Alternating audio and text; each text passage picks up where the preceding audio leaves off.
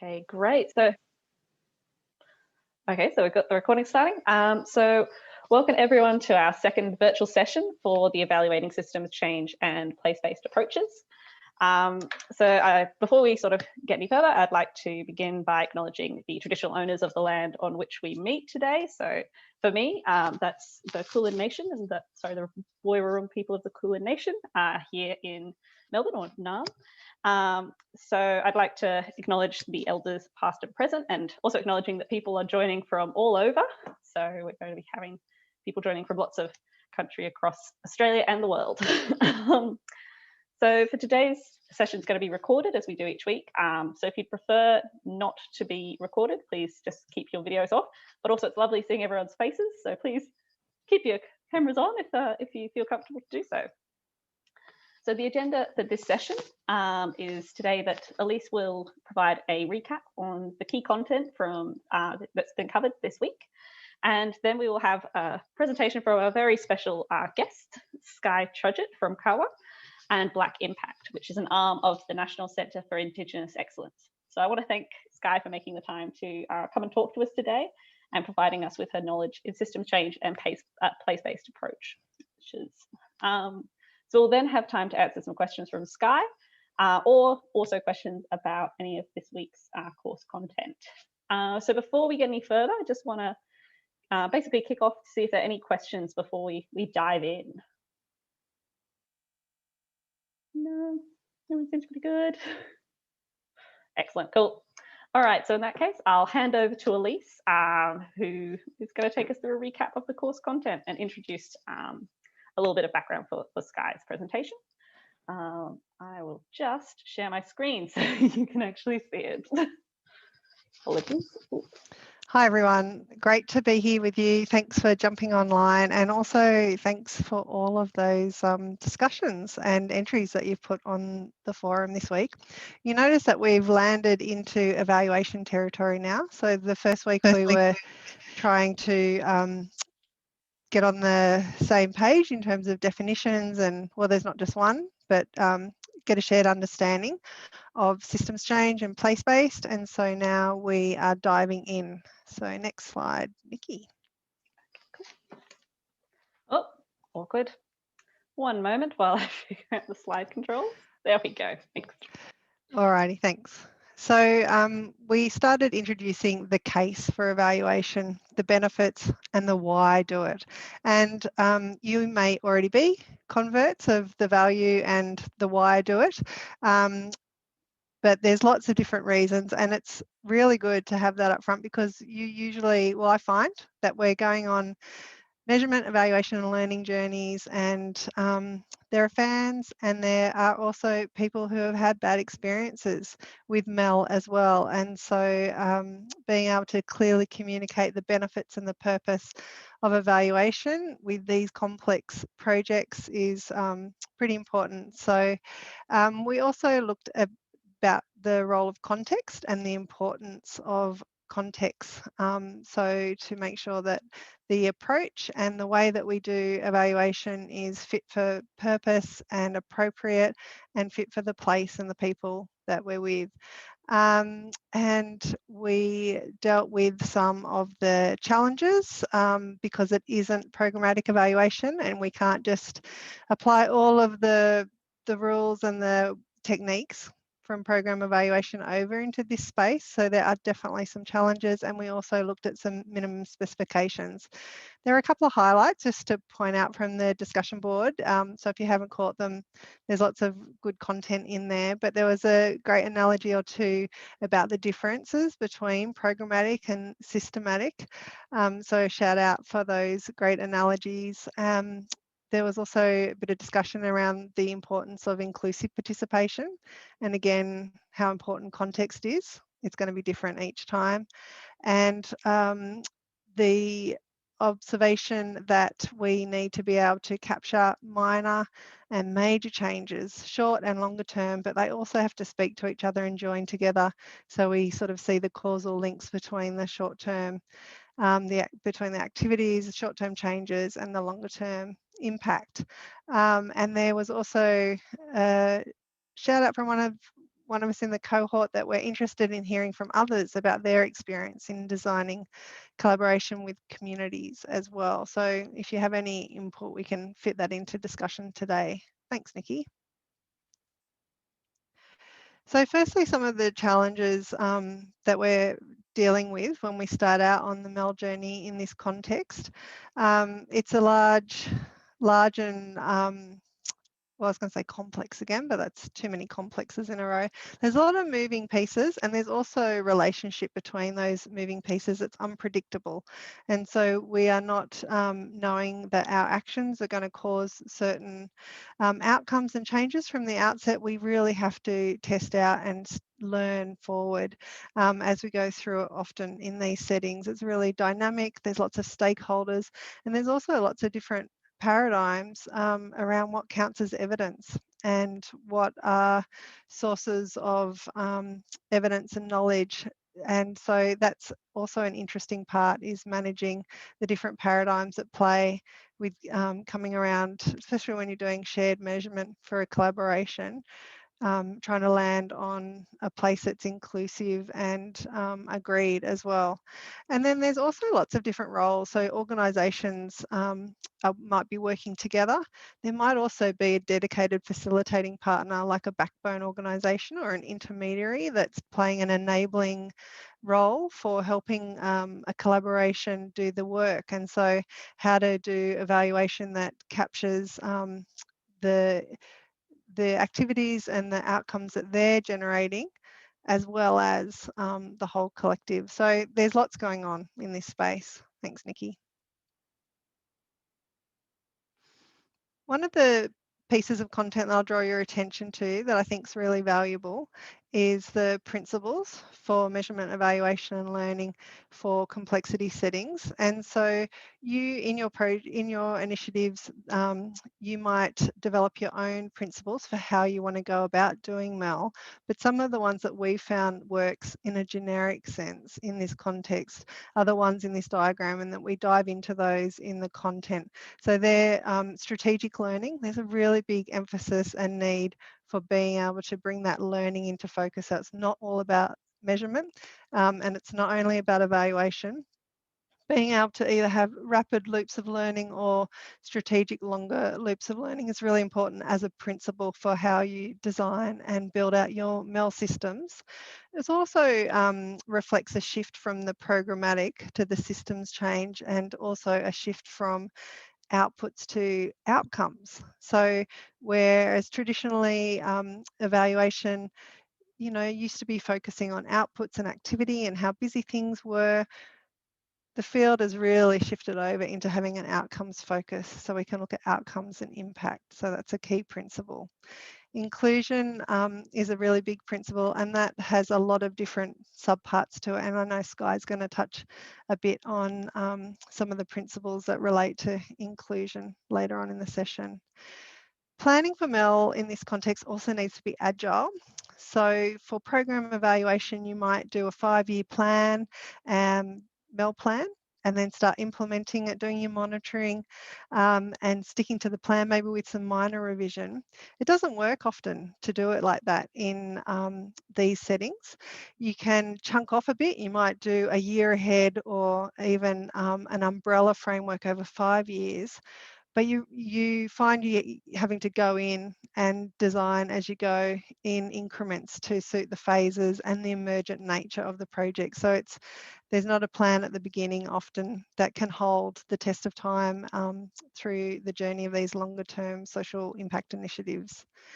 The fifth one is expectations management, and that's pretty important to be able to set the expectations for what are reasonable timeframes for changes. What can we expect to see in the short term, in the medium term, and the longer term? Because everyone's super eager for change to happen, and it isn't uncommon for some of the collaborators and sponsors to really be jumping ahead and looking for those longer term population impacts, where an initiative might have only been going for 3 years or so, and it's still early days in terms of building the conditions and influencing the system, as well as working directly, say, with families and children. So setting expectations for what's reasonable and how MEL outcomes might be phased over time is pretty important.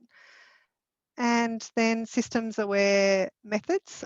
There's some of the methods that you might be used to seeing in program evaluation, and then there's other ones that cast a wide net over so you can pick up the unexpected or unpredictable outcomes that you see from interventions, innovations, or initiatives as well. So yeah, if you haven't had a look at those, I would definitely check those out and keep that in mind when you're doing your design for MEL, that it's really handy to have a set of principles to inform your choices. Thanks, Nikki.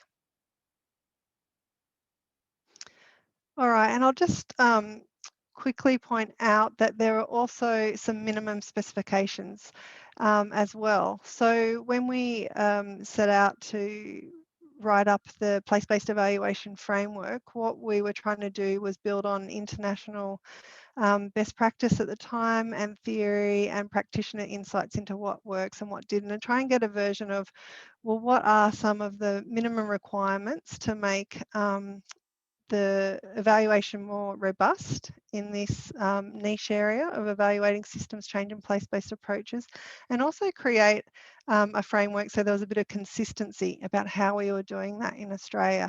So there are a few key elements that we included in the framework that helps guide you as some minimum specifications for good practice in this space. So we use a theory-based approach, and we recommend doing a theory of change, and you may or may not have your theory of action embedded in there as well, but it's usually a co-design and participatory process. But because we don't actually know how things are going to plan out, the theory-based approach is a way for us to test the hypothesis for how we think change is going to happen as we do our MEL work. There's also the need to be able to develop a written plan. So have some key evaluation questions, work out what are the few Northern Star measurement points that you need in your MEL plan to be able to watch for those longer term changes, and also then what are some of the shorter term measures that you might have included. We often wrap the MEL plan around 2 to 5 key evaluation and learning questions. They're the questions that the stakeholders really need answered through the MEL system, and that's at the centre. And we do that before we even think about methods. So often it's a tendency for people to jump straight into methods. We set the we put a lot of time into framing and scoping and setting up the questions and then heading into methods. Another key part of this is to be able to collect data and stories that tell the contribution story, that link together how your activities influence changes that you will be seeing later on. And of course, you need to work out what level of resourcing you've got and factor that in, because it's no use developing a Rolls Royce of MEL plans and then only having, you know, a staff member for part-time of a week and unable to deliver it. Thanks, Nikki. All right, so that was a quick recap for some things that I thought were interesting this week. Is there any points to clarify on any of that?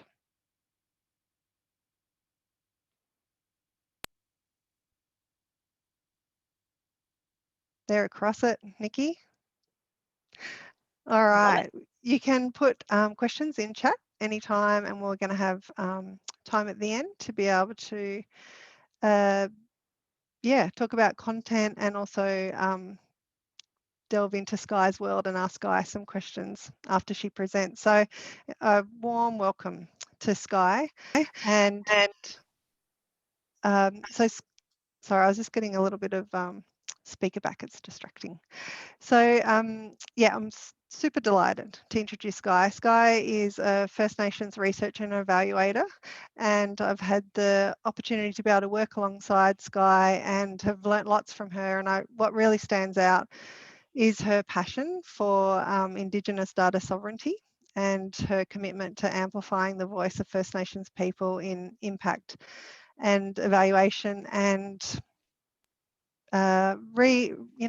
introducing us, taking us back to the traditional ways of measurement, evaluation and learning. So Sky works for the National Centre for Indigenous Excellence and also leads the COA collaboration. And she's doing a PhD as well on some really interesting related areas. So it's our pleasure to bring Skye in, because she's just got such a deep knowledge and practitioner experience, as well as all of her academic things that she does. Thanks, Skye. Thank you, Elise. Hello, everyone. I do know some of you. Hello, Lucy. It's the second time we've got to hang out in a week, which is great. But nice to kind of see everyone else's face. Thanks for having me come along. Yeah, I don't really have anything else to add about an introduction, otherwise that's a little bit embarrassing. But yeah, also had the pleasure of working with Elise for a good amount of time now and constantly learning. So happy to share all the bits that we know or don't know and the hurdles that we've kind of come across along the way. So I think Nikki's got some slides. Okay. Okay, we can go to the next one. So just wanted to start with a little bit, thanks Nikki, next slide is fine, about the narrative of where evaluation practice kind of sits in our current day. And so we see that, you know, like measurement, evaluation and learning is actually a traditional science. So a lot of what we talk about at Black Impact and at COA is that as First Nations people, we've really done this for a long time. So we've used evaluative practice in our everyday life, as does everyone else, but we've done it for just a lot longer. And so in terms of we've learned, used evaluative thinking to consider how do we care for country, how do we care for each other, when is it time for ceremony, when are we moving on in our life and continuing the journey, or when do we need to keep thinking about what we're doing and change it. So this is something that's embedded within all of us. And so I think that's the important thing that we try and talk about, is that we're actually all evaluators in some sense. Some of us a little bit more technical about it, and then some of us just use it in just our everyday thinking, like, you know, how are we going to buy a Christmas present this year? What's the right thing for the right person? You know, there's all these things that we think about all the time. We don't think of it as evaluation, but in fact it's there. And so, you know, we really want to encourage First Nations communities and individuals to step back into that space that we're actually quite good at inherently, and potentially just really feel like, you know, we're excluded from that space a little bit. So a lot of, you know, Western methods and solid practice in evaluation these days is grounded in Western thinking, and kind of, yeah, there is an eagerness to include traditional approaches, but still the way that we go about that, a lot of the wording that we use, that kind of thing, it just keeps people out of it. There's also like the who values what part. So a lot of the people commissioning evaluation these days, you know, they still want the thing that they want at the end. And so they would like, you know, more people participating, more First Nations thinking in it, but it actually needs a shift, and the valuing on the end of people who are commissioning evaluation and evaluative practice within our standard day-to-day workings to be okay and valuing something a little bit different and something that might feel a little bit awkward or not used to, like not similar to what we've seen in the past. So still a fair way to go. So Black Impact and COA are really trying to shift that and influence the system in different ways by showing what could First Nations evaluation look like, how might this look like traditional evaluation methodology, or how might it look like an adaptation of Western concepts that we're applying in our, you know, normal practice today. So it's a little bit of anything, really. And so we're learning along the way. We don't know what it is, but we're just trying to figure it out. And most part, it's confidence and stepping back in. So, Nikki, if we can keep going. Yeah. Oh, okay. Here's the video. Okay. So this is embarrassing as well. But this is just a video that we developed at Black Impact. And so we share this across both organisations, but it's a little bit of context as to why do we think it's actually really important that we start these organisations that push and challenge the system and think about doing evaluation practice differently. So I'm just going to mute myself while we listen to this. It's not just me on there. So excellent. And also please drop in the chat if you can't hear, because I won't be able to hear people speaking.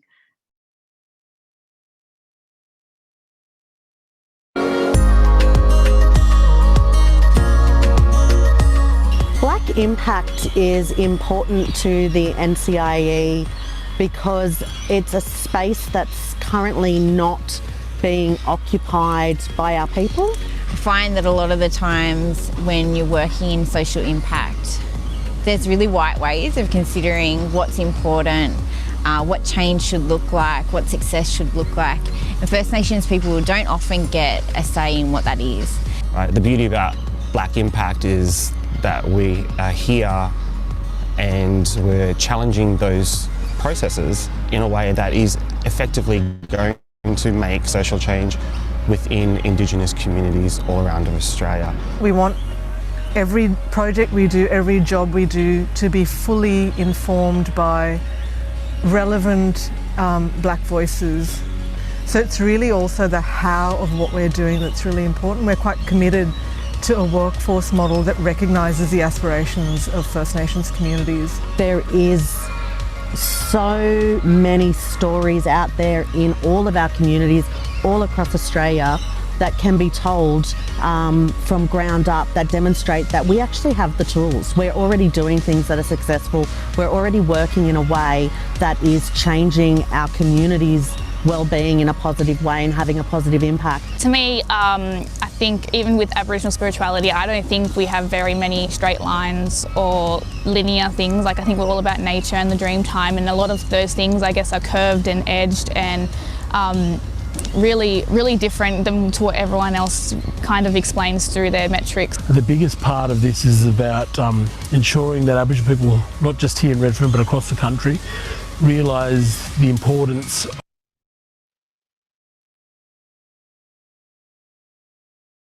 of the story, our stories, and being able to articulate that to non-Indigenous peoples, and for people to have a better understanding around what matters most to us. There's an ethos and a true belief within our team that these skills are already there. The excellence is already there for First Nations people. Thanks, Nikki. So you might recognise a few of those faces. They've probably moved on from their positions at that time, but the message is still the same. So, you know, we're seeing in a lot of different domains that, you know, impact measurement, systems change, that's one, what we're doing in our work, but it's also the thing that we're trying to measure and trying to capture. So we're finding it in all these different ways, but just trying to listen into what's already happening on the ground, probably the most important part. I noticed that there was a question. Did you want me to do that now or wait till later? What's the go? Let's tackle that one later. Okay, sweet. Thanks, Guy. All right, can we keep going, Nikki?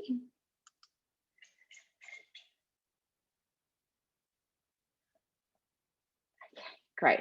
So we just had a bit of a chat about this before. So it's the importance of stepping back in. So it's building our confidence as First Nations people. It's building the confidence within First Nations people and organisations that you might be working with or coming into contact with, for individuals to step back in, and for organisations to recognise First Nations people as agents for change.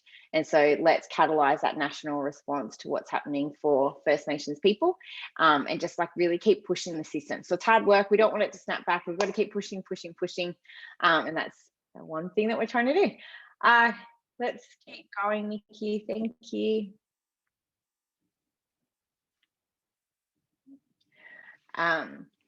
Yeah, so it's the kind of same thing that I was just saying then. So the system change requires that multiple elements within the system are changed at one time. And so we try to concurrently pull these systems levers to be able to mobilise and create more sustained change. So it's not just the what we do ourselves as individuals, it's the organisations that we play a role in, and that we try and embed and sustain so that practice is moving kind of all over the system. And it's also the work that we choose to take up, the work that we consciously choose not to take up, and voicing why we don't take that work up, making hard decisions, making decisions that might not be economically favourable to ourselves at one point in time, but it really does like centre a message that, you know, if something is not okay, we're not going to be bought. And so there's a lot of kind of things that we try and do to make that possible, because it is a real challenge, but we can kind of talk about that later. Nikki, can we go to the next one? Thank you. So when we were talking, you heard Tyler talking before about design elements within dreaming, within spirituality and theory of change that Elise was talking about before. And so this is our approach to theory of change. It's non-linear.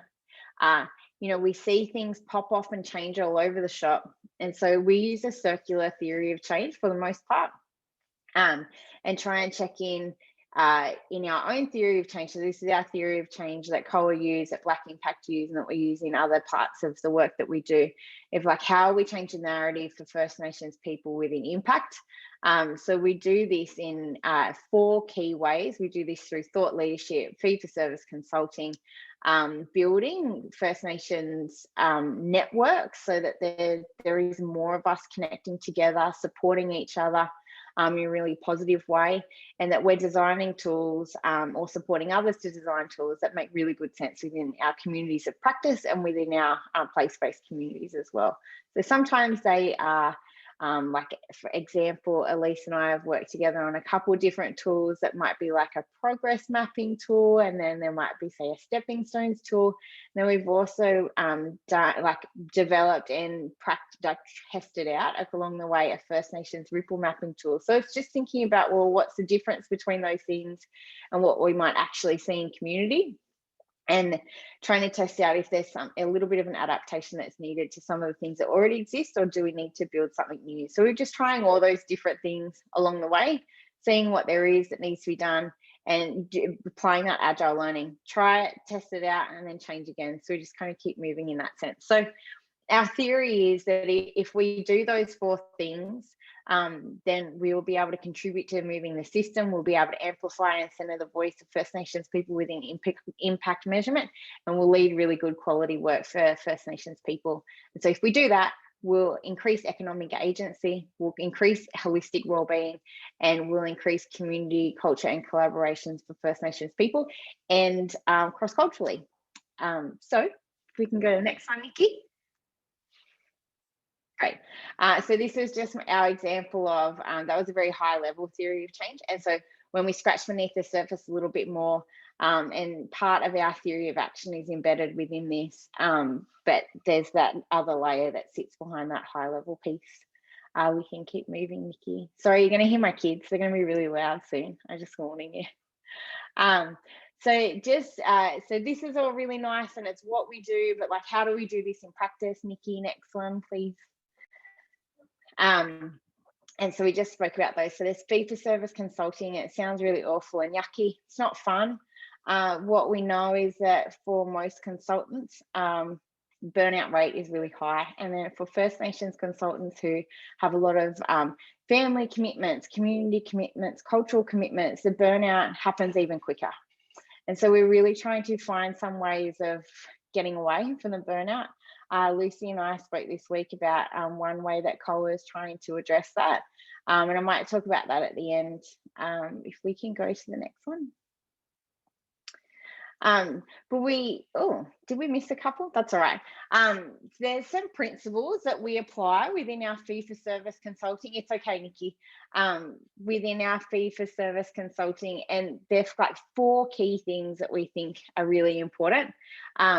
That's having rights, respect, and recognition for First Nations people throughout all the work that we do. Genuinely partnering and collaborating. So not just this ticker box stuff. Like, what does it actually mean to partner well with First Nations people, to walk alongside in the right rhythm that's working for community, not pushing our agenda for our timeframes, that kind of thing. So I think that this is all kind of stuff that people know. It's also that sharing and giving back. So how do we make sure that we are always giving back? There's always that moment where we have consistent feedback loops, that we make sure that what we're doing works really well. They have a strong relationship so that people feel like they can actually tell us, hey, no, you screwed up there, or you've done that really well, and we know that that's the case. And then the 4th one is Indigenous data sovereignty. So I've kept that as a principle. The ways that we enact that are a little bit different all over the place. Obviously, it looks different in different communities. And then we've got 8 principles of Indigenous data sovereignty that we try and contextualise with each of our different communities. So COA has developed a framework that's based on my research work around data sovereignty principles. And then we try and, we work collaboratively to try and understand what that looks like in different communities. So we have some high level stuff, but for the most part, we need to understand how that is different everywhere we go. And there's also like some importance of like building, like to operationalize Indigenous data sovereignty, building some Indigenous data governance mechanisms within evaluation or practices is also really important. So sometimes it might have kind of been thought of, or it hasn't been thought of, or it's really well been thought of, but it's very important to identify what they are, particularly I think when it comes to sharing data, making sense of data. What does it look like when you actually collect all this data and pull it together for people? So suddenly it's not a story that's different data sets on its own. It's something that comes together. It's a new narrative, and it's actually the narrative for First Nations people who own and control that data. So who's making the decisions of like, there needs to be some mechanisms building around like who's making sense of it. Is that narrative okay to share? What are the bits you can share, can't share? You know, like culturally, are there protocols around this? Are there like decision-making guidelines? Is there pre-publication sense checking? You know, there's lots of things to really consider. So it's an important principle to try and include in the like when you're planning, getting set up. Yep, we can keep going, Nikki. Great.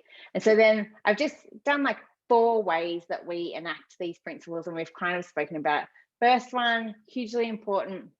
Always engage community members on every single project that we do. So we look to try and engage community members as fully paid, fully recognised consultants within a project who hold community knowledge, local knowledge, cultural knowledge. They can help you navigate the politics of what's going on. You know, there's a lot of things that we don't know when we turn up to different places, regardless if we're black, white, or something else. Like, you need local people that can help you work through things.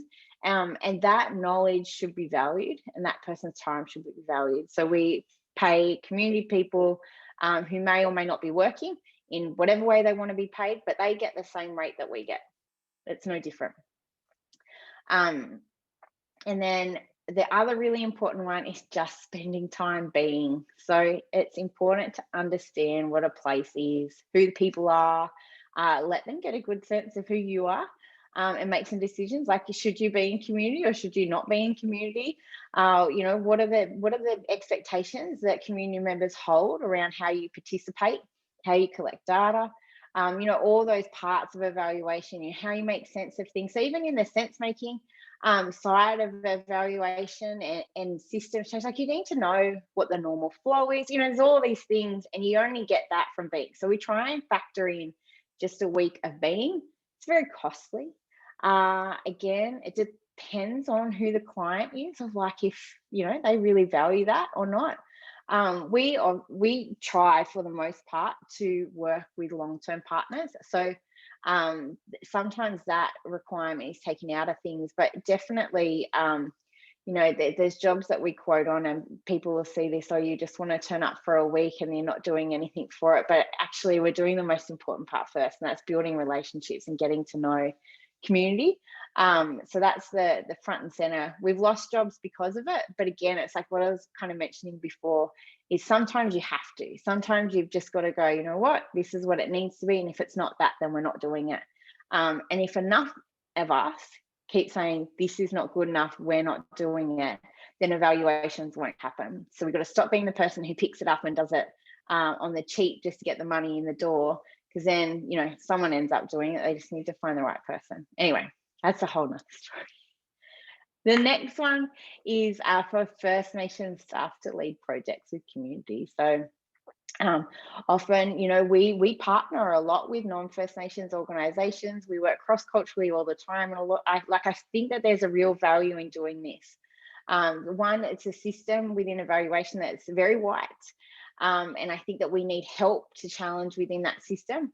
But we should also be putting First Nations people as leading these projects, and so there can be support, but definitely First Nations people leading. And I think where possible, even as evaluators, so if it's not in your work context, but even coming in as a consultant, to play an enabling role as opposed to like a leading and a telling kind of role. in a standard like consulting space. We try and like step back a bit and have other people lead, so it's not us. And then finally, the last one is data and narrative in the hands of community. So good Indigenous data governance and decision making on like, is this okay to share? What parts are ready for public consumption? What is not? You know, all that kind of decision making and authorization before publication is hugely important. So it's just a couple ways that we enact those principles. Thanks, Nikki. And we've got some fun examples of projects where we've done these things. So some of these have reached different points of maturity. But so our engagement around community members on projects, Elise, your work with Logan together, and the development of the place-based evaluation framework. There's a Mildura family violence project, which has engaged a local community lady and a First Nations man to help make sense of different things that are going, to make sure that the conversations are happening in the right way with the right people, meeting cultural protocol. Marinuka in Burke, we've worked with Marinuka for a long time, so about 6 years now, working with Marinuka in all different ways. We're calling this IMEL. There's all different versions, right? I think we'll get all of the letters before the MEL at some point.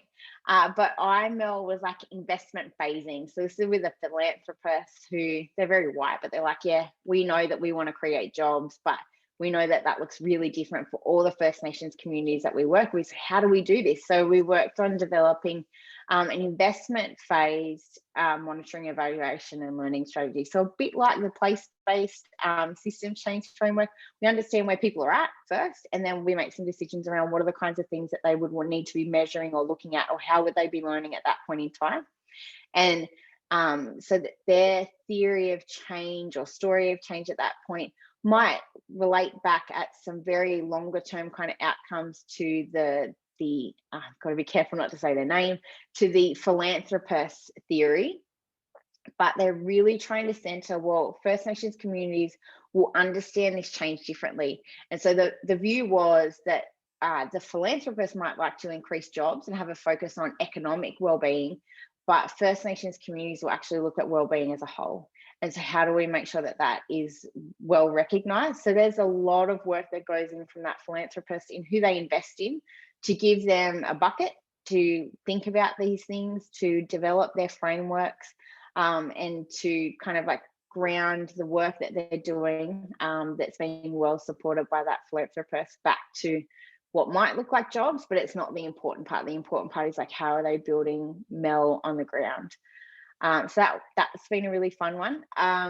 Then spending time just being in community. So Array is a pilot project that Clear Horizon will be leading for the next couple of years. It's Array is Aboriginal Women in Research and Evaluation.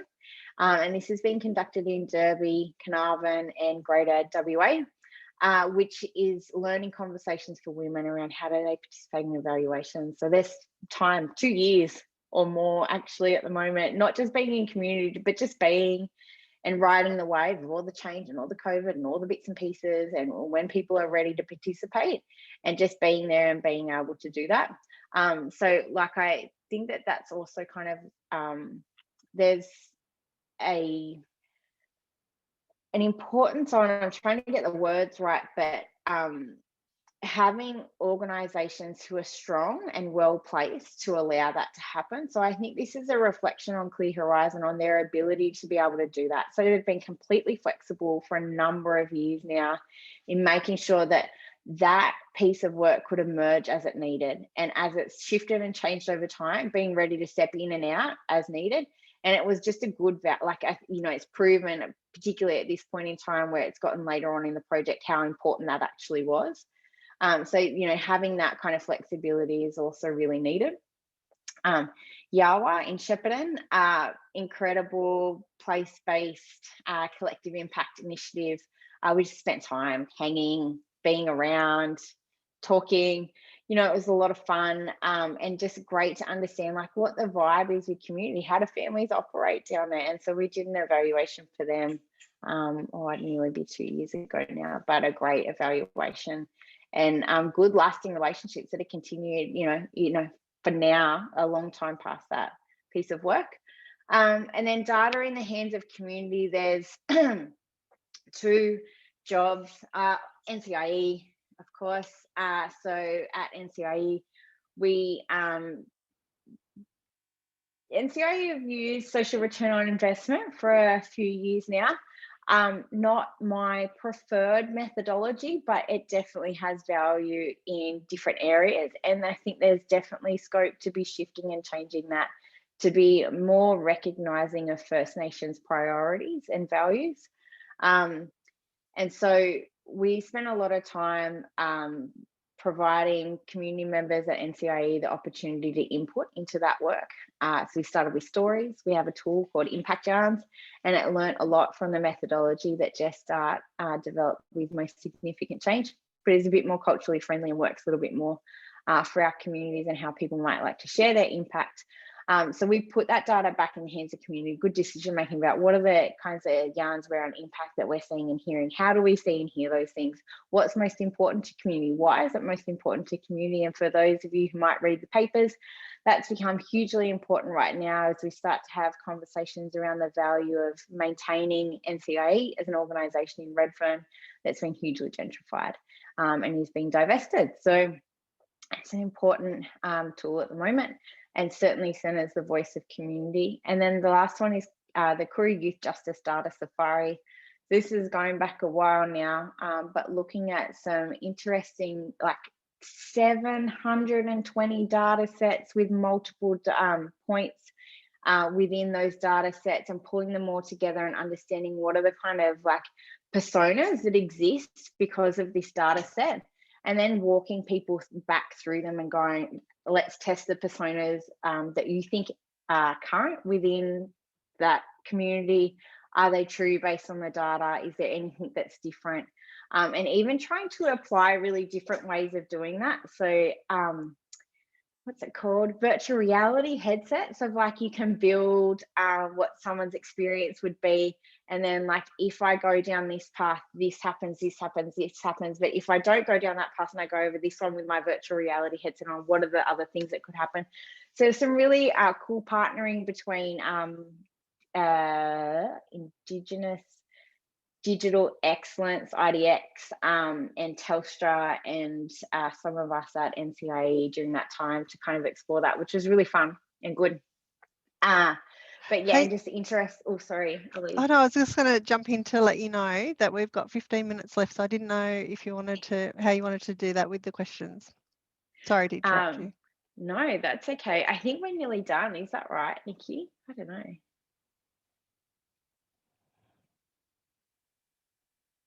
I think we've got about another 9 slides. Yeah, no, maybe we could like wrap and then do questions, and I can send the slides out later. Okay, cool. Yeah. Is there any questions? Have we got some that were here already?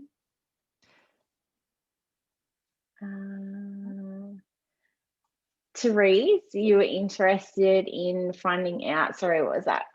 What's more, like if it's more challenging to undertake evaluation if the key evaluation questions are different at a program level and at a site level? It's a great question. I think, how are you, Therese? Good, great to see you. Thanks so much. You too. I don't want to take up too much time. I just thought that would be, if we have key evaluation questions in our overall UML, and then we also say that sites can pick their own. It just sometimes makes you wonder how that would be when we do an external, evaluation. If the questions are different, should we try and make them more aligned with the program ones?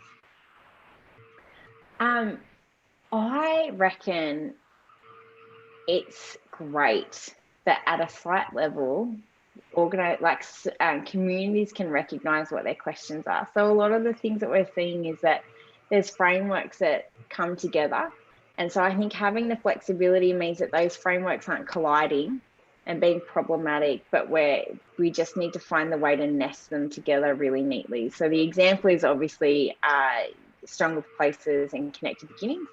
And I literally just finished a week with Connected Beginnings in Burke. And so their framework completely leans into the Maranuka framework of and leverages all the kind of data collection indicators that are already there, looks at the questions that already exist. And so I think what you were saying, Elise, around how dynamic and agile the questions in evaluation actually need to be. So we went really loose for Maranuka when we started, because we knew that they would shift and change. So we knew what are the things that we're going to hold, and that was like what's changing for children and family, what's changing for young people, and what's changing for men, and what are the systems changes. And so because we kept them high level and like kind of loose enough, not overly specific, then they've held really well. And so when Connected Beginnings comes in and focuses on children and families, the key evaluation questions are the same, the indicators and outcomes are the same. And so I think that there would be a fairly reasonable way for very special people like Elise to be able to look across all the different sites and be able to make really good sense of where things are a little bit different, but still be able to answer those questions that you've got for the whole kind of national level. But Elise, did you want to add some more to? Yeah, I'll add to that, in that we've been increasingly doing work at the portfolio and organisation level as well as at the initiative level. And so the challenge there is that there are a lot of sub projects or bits to the big picture. And so you might be running a pilot and you might need a specific group of questions around a pilot, like what worked, what didn't, and is it scalable, is it feasible? You might also have a program within an organisation that you want to be able to roll up that story to tell a big impact story across the whole organisation. You might have a series of sites as well under an umbrella initiative. So the way that we do it is you need to sort of have MEL questions, so they're purposeful for the sub bit, but we also need to have them talk to the bigger picture so you can tell the bigger impact story. And so there might be key domains within the changes and the pathway to impact that are common across some of them, so you can roll up that story at a higher level. But they do need to talk to each other and they need to be strategically linked. Otherwise, you're just going to have bits and pieces for your plan. But the higher level one is umbrella, and it does need to have that, so a few tight spots, but also be flexible enough to be able to hold some of those sub-project bits where you're looking at a whole ecosystem of projects, initiative, pilots, bits within the system. I think sorry, Therese, just like what we're also seeing on the ground, not just when it's like larger frameworks that come together, but in systems change and collective impacts, like the thing that we're kind of recognizing at the moment is that you can have your theory of change or, but underneath that, you've got initiatives. Like there's initiatives that contribute to that. There's this growing need to understand how are the initiatives contributing to the change. And so we're also needing to kind of flesh out what are the kind of short, medium, and long-term parts of the initiatives, what might it look and feel like on the ground. And so we're making those a little bit looser, but we can see how they feed up from an outcomes perspective and the kind of things that we're sense checking on the ground. So, but like for some organizations, like, so say out in Burke, we're looking at like maybe 30 initiatives, like it's huge kind of thing.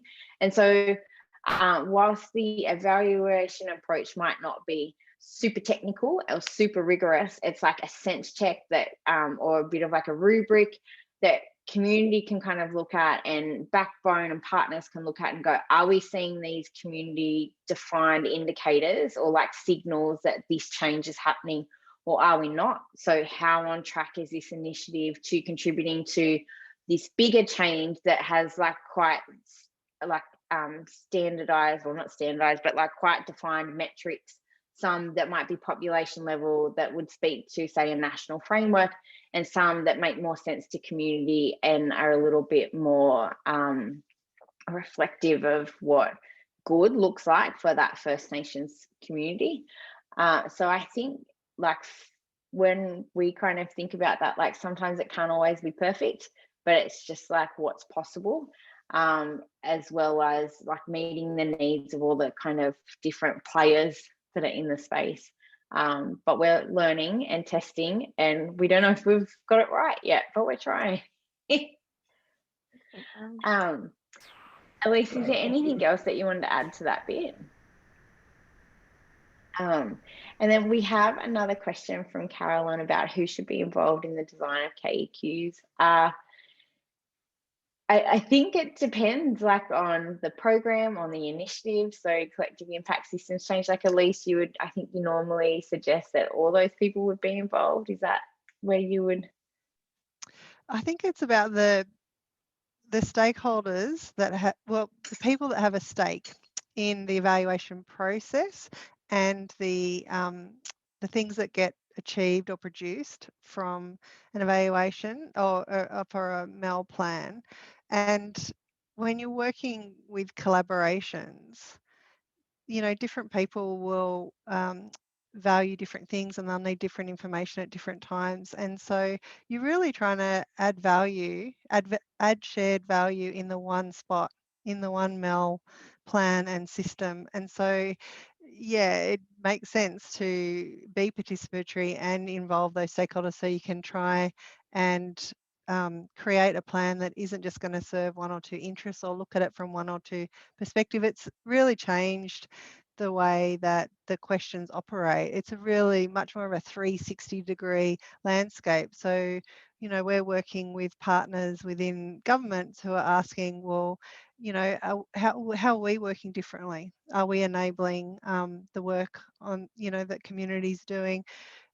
You know, how effective are we being in our role? And so it's shifted from, you know, a traditional sponsor and accountability relationship thing to, okay, so what do we all need to know in order to amplify the impact that we can do from our activities? So resourcing is an issue because it you know, you need time and resources to be able to involve the stakeholders that you need to inform that. But so yeah, it is changes for project to project, but with collaborations, yep, it's lots of different stakeholders and community included in that. Yeah, kind of find when we oh yeah, there's so many questions. I was just going to say I kind of find that when we get everyone in a room, sometimes there's really good value in working with our backbone teams that might be First Nations or quite grounded in the community work, and that might also be with some of our reference group, which could be like women's business or men's business, and how are we bringing all those different conversations in. So it's like sometimes a series of conversations that then build those questions, as opposed to like just one workshop, because often I think we lose our voice in a workshop where there might be different power dynamics coming into play, and you know, just be like people being quite cautious about who else is in the room. So it's, yeah, sometimes we try and like suss it out in a couple different ways first, and then sound it back and see if it makes good sense.